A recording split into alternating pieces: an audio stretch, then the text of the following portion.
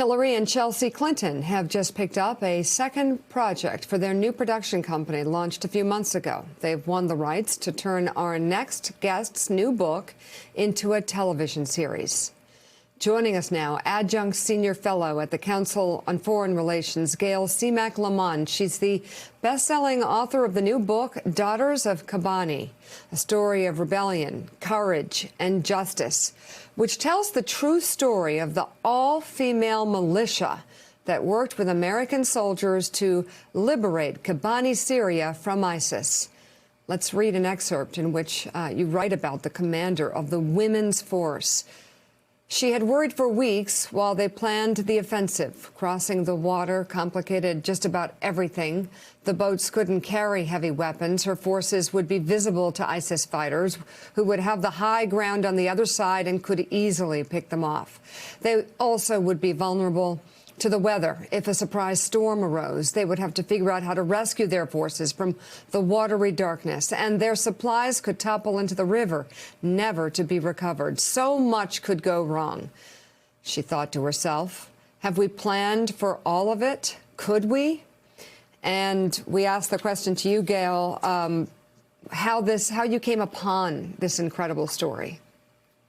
I'm so glad to be here. I'll tell you, as service member, one of the women who was in the book, Ashley's War, which told the story of an all-women special operations team. She was in Syria, and she called me and she said, you have to come see this. Not only are women leading in battle and leading men in battle, but they have the full respect, both of the men that they fight alongside and of U.S. service members who are so, I think, in awe and have just enormous respect for their will, for their heart, for their courage and their bravery. And I just couldn't believe it. I mean, who wouldn't want to tell the story of the David versus Goliath? You know, the women who fought to hand ISIS its first battlefield defeat.